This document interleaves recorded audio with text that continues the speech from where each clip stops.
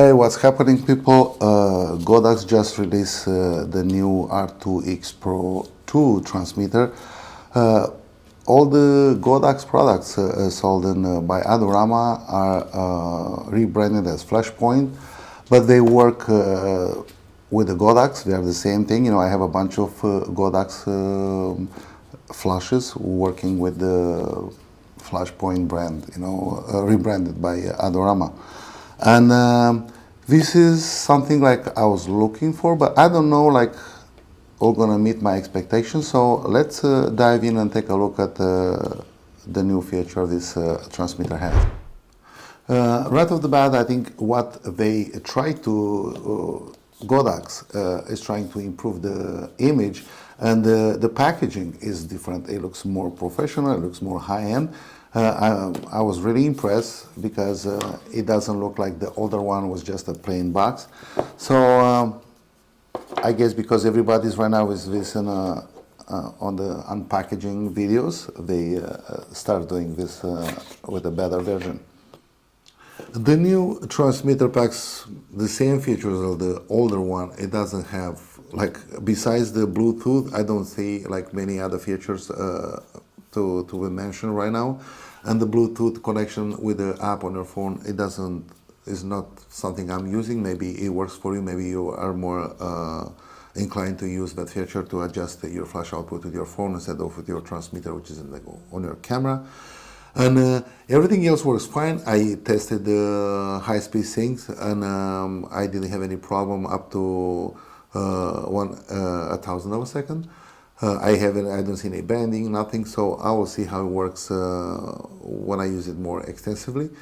I had the R2 Pro II, the older transmitter, and of course I have the R2 Pro and the R2 T2 transmitter before, and all of them are great. They have a couple of things I don't like about them, and I want to see if this one how it compares with the older version. The biggest improvement on the transmitter is the battery door compartment, because on the older one it's so flimsy, it comes apart like right away. You know, many times I found the batteries, you know, spilled in my backpack. This one is much stronger, and I think it worth the extra $20 just for the battery door compartment. The same as the older version, I have to set up my ETTL with -1 exposure to get proper exposure on my Canon R5, as you can see in this picture with the little Buddha. After I set it up for -1 on ETTL, he works fine. It's pretty consistent. I don't see, I mean, it's the same thing what you get with the older one. And one of my favorite transmitter, an older one, is the R2 T2. It's smaller, it's very strong. The battery compartment is decent, and it packs very well. And somehow I think the battery lasts longer on this one. And you don't have all the bells and whistles like you have on this one, and especially you don't have the conversion from ETTL to manual. But on a manual mode, you have 5 groups, the same like these ones, and you have a lots of control on your flashes. One other thing I don't like about the new transmitter is when you have the capabilities, like on the older one too, to switch from ETTL to manual and back. The only thing is on the old transmitter, you had, like, if you are shooting an ETTL and you switch it to manual, it gives you a stop value like 128 at a second.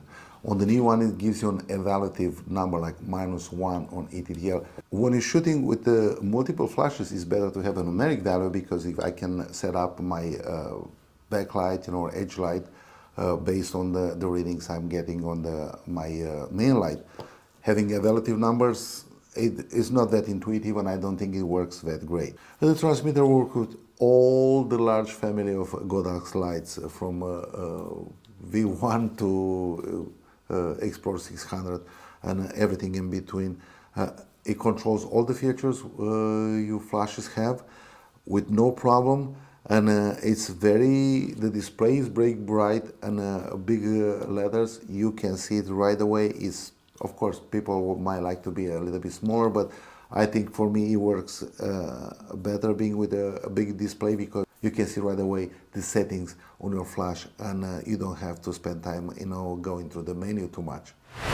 You'll be surprised that with the features this transmitter have for $89, it has a lot more punch and a lot more features than other lighting brands who sell the transmitter for a lot more money, and you don't have the same options like you have with Godox right now. Many people think that the Godox products they lack quality or durability, but I have these transmitters for years, and I toss them in my bag all the time. I didn't pay too much care of how I treat them, and they're still working fine after years of use. I'm getting the new products because I want to try out the new features they have, but otherwise I have no complaint with these products, and the transmitter, the lights, everything works fine for me, and I'm glad I took this route, and I'm glad I see how they improve the quality of their products, starting with packaging and starting with the quality of the materials. If you are looking to buy a new transmitter, I think the new one is a good option. If you want to save some money, I think the older version is still a solid contender for your system. I hope you guys enjoyed this video. Please like and subscribe, and I'll see you next time.